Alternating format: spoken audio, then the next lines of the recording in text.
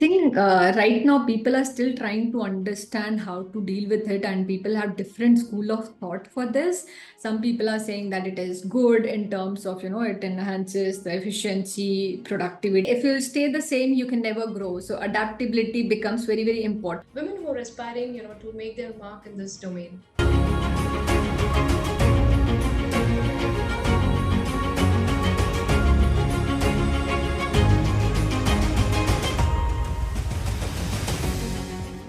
Hello and welcome to CIO News. I am Simran Shivalkar, a journalist at CIO News and your host for today. This session is being recorded and it will be available on our website cionews.co.in, on our YouTube channel and our LinkedIn handle as well. Today we are back with yet another episode from our exclusive series called Voice of CISO. We have with us Ms. Nisha Rani. She is the CISO of MMI ELR Group with a wealth of experience in security strategy development, risk management, and regulatory compliance across various industries. Nisha is a trailblazer in safeguarding digital assets and privacy.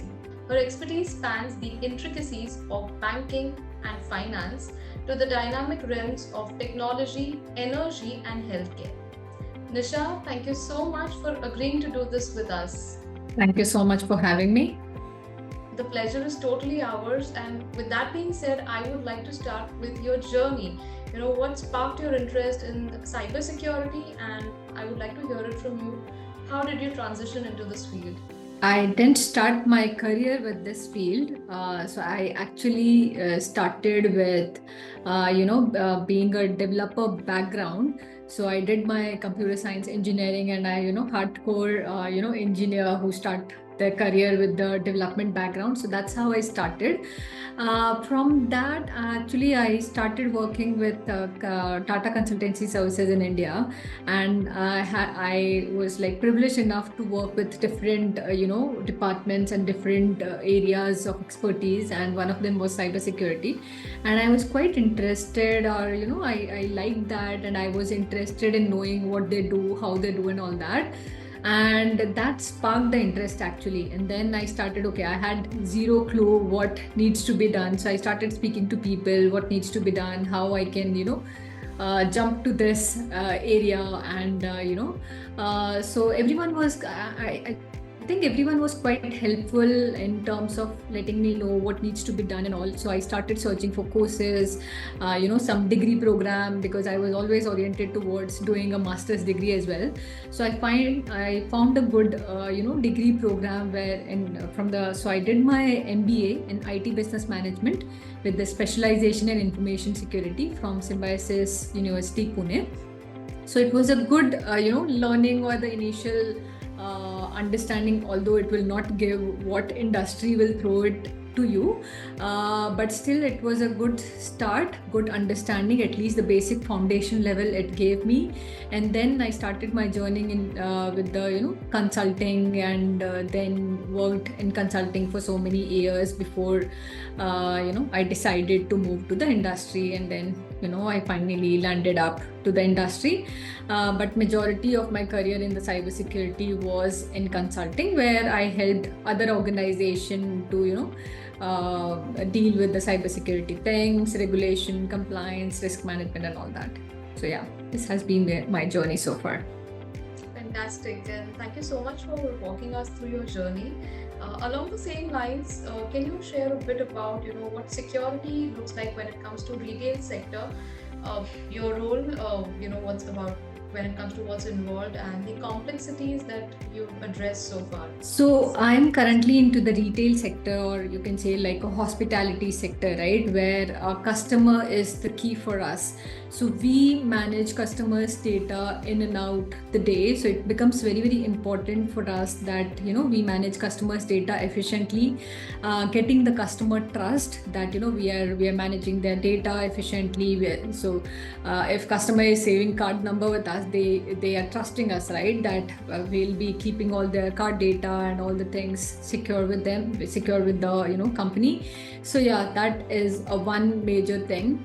Apart from that, being in a retail industry also, it's like a more of a customer facing. So if anyone has a malicious intent, they will be okay. What do they see? They see the systems in the store. Okay, first thing is POS machines. POS machines are very vulnerable to attacks, right? It is something which is very susceptible to attack, and it becomes very important for us to, at the first line or at the first point itself, to secure it. So these are various things which I feel that in the retail sector, along with balancing the customer experience and the security altogether, because for business it is more of business oriented, where the business and the money is the key, not the security part, right? If my system is not working for 30 minutes because of something I have done in security, they don't want that to be done at all. I don't want any downtime, but I want my my systems to be up and running, because that is my major business. Security is not my major business. I think that is with majority of the business, except few. I think few, security becomes key part, because that's their main bread and butter, right? If I go to the financial sector, security is like topmost priority, right? But that is not case with all other industry. It depends case to case. Right, and thank you so much for simplifying that for me. And along the same lines, because you're deeply involved in enterprise risk management, any key challenges that you've encountered, and how did you navigate them effectively? So risk management is something which is, risks keep evolving. Now, today is this particular risk. Tomorrow is some new ransomware which has come. Then again, there will be some new threat actors which will come in the market. So it will keep evolving. So we have to keep identifying the emerging risk. That is one very important thing. Although the overall, what do you call, risk management principle, or the universal risk management principle which we know would be same across the industry, you still need to tailor specific to industry in terms of framework. Okay, what would be my risk acceptance in terms for a financial sector? The risk acceptance would be something else, where their appetite would be very less, where I cannot have this particular risk in my environment. But for us, or for any other industry, if it is more of a customer oriented, if it is more of something something else, then it becomes different. So it has to be tailored based on the industry as well. So I think it is better if we collaborate with other industry experts and get to know what are they doing. That becomes my go-to thing, where okay, if something I need support, I have a big community or the network where I can reach out to people, and I'm like, okay, I'm facing this, what exactly is your call on this? So that becomes very important when you are maybe a new to industry, or when you have a different perspective.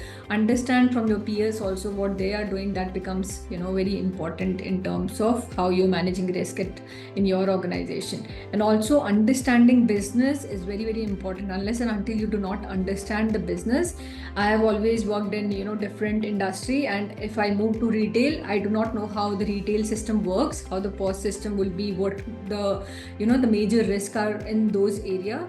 I cannot work unless and until I know the business. So that becomes very important. As I come into this area, I need to understand the business as well. Thank you so much, Nisha, for putting out the fundamental elements when it comes to risk management, and its intersection with business as well. Along the same lines, because you have a remarkable experience across various verticals, how did you find the balance, or how did you transition your role, your expertise, from consulting across diverse industries? So as I mentioned, because I was in consulting, you do not stick to any specific industry, right? Today you have project in this particular industry, tomorrow in other. It gives a good exposure in terms for you personally, but in terms of learning, right, what fits best for government sector in UAE might not fit for something else, like retail sector. What fits for retail sector would not fit for financial sector. So yeah, I'll come back to that thing again. Understanding the business would be a key here. Understanding the business and understanding the business stakeholder also. What is their view in terms of how they see the business? What is a priority for them? You cannot have your priority, on the business that okay, this is how it should be. No, the business should state, and you should always align to the organizational. That's why we say cybersecurity strategy should be aligned to the business strategy, because you cannot have something totally different which business do not agree with, right? So that becomes very important. Also, how you communicate this to the business also becomes important. If you give them example in terms of use cases, in terms of how other industry peers are doing it, benchmarking it with other industry peers. Okay, I'm in the hospitality sector. How our competitors and others are dealing with this kind of risk?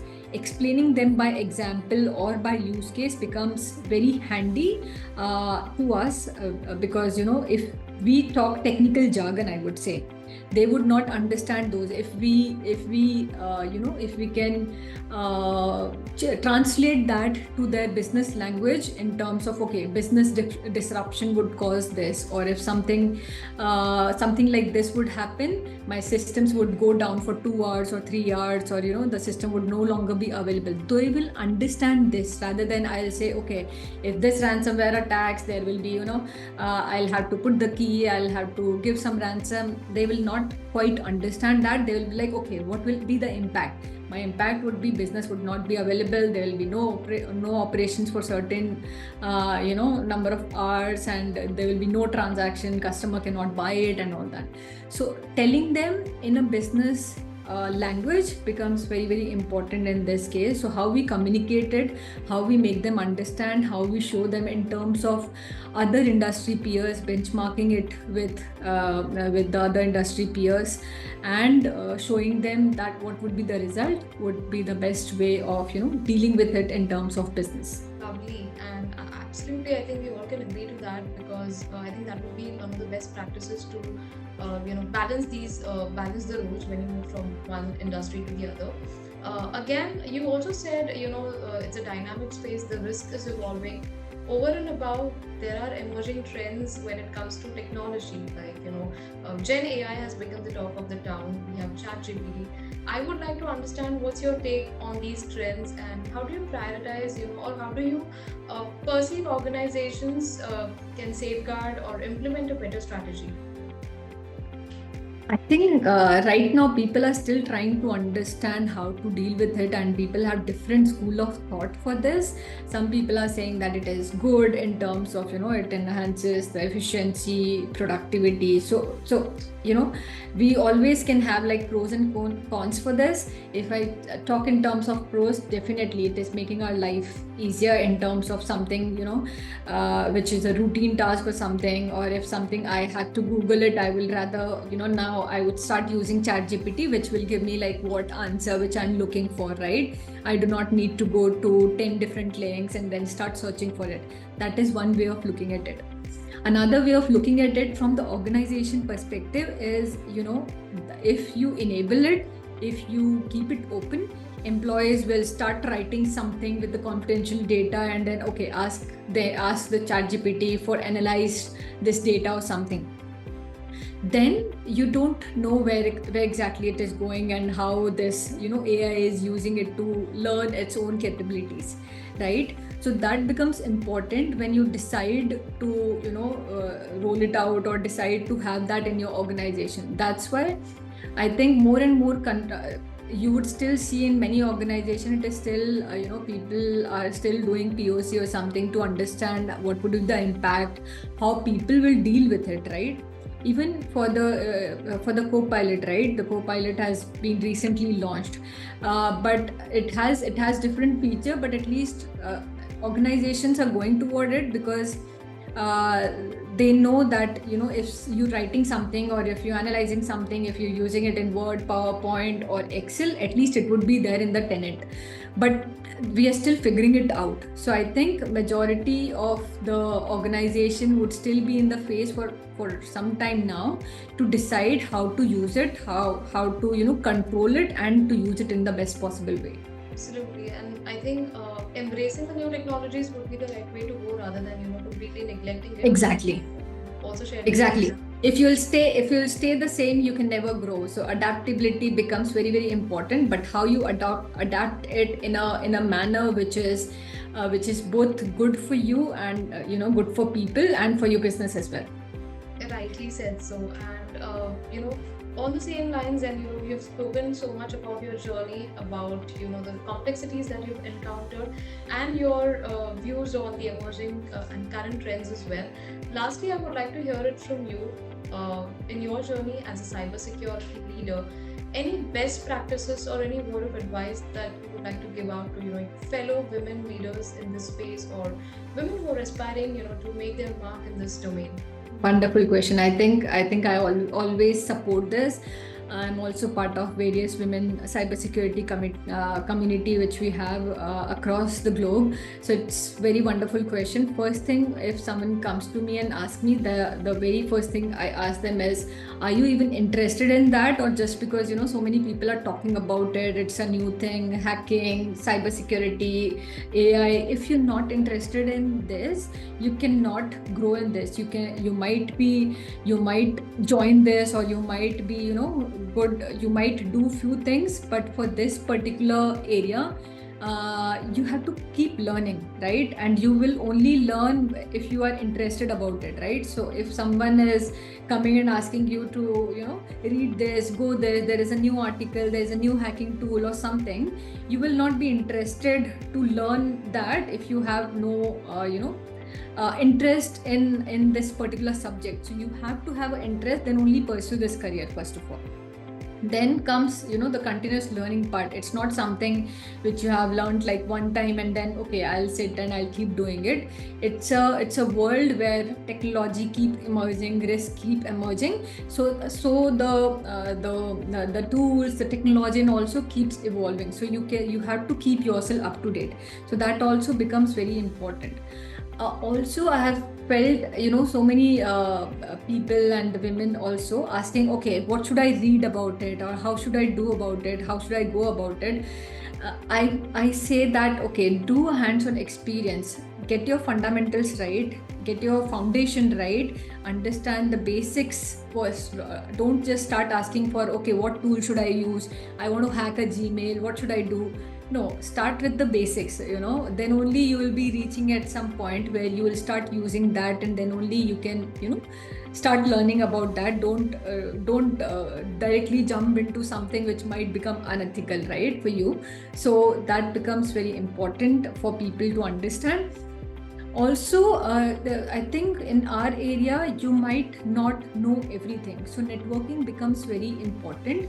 You should be knowing people, or you should be in touch with people who are in this industry, who are in this area, who, and keeps talking about all this stuff. Okay, this is something new which has come. There is this new threat which has come. There is this new vulnerability which has come in this particular tool. If you're using this tool, there's a new patch available for this system. So this becomes your constant news, right? It's not like you're reading some news and you keep getting some news from the globe. This is what our news should be, the entire our life, if we decide to pursue on this. So you have to be very, very interested in knowing all of this, and if you are very curious in knowing what new technology is coming, what new things are going around in the world, then this is the right thing for you. Otherwise, I think it would be a difficult thing. So you have to make a right choice based on your interest, and not because someone else is doing good in that. Great, and rightly said so, because it's an interconnected world, and now everything being digital, it's so very important to stay on your toes. So thank you so Absolutely. much Thank you so much, Nisha, for being so open and candid, taking us through your journey and sharing your challenges, and also giving such a wonderful piece of advice. So this has been a lovely conversation. I personally look forward to having more conversations with you. Perfect. Thank you so much, Simran. I thank you so much for having me, and I love listening to the various conversations you do with the leaders, and it's been quite insightful. I think it would be helpful for others who are actually listening to it, or actually so it's good thing if people are getting benefited out of it. So thank you so much. Pleasure was mine as well. Thank you for having me.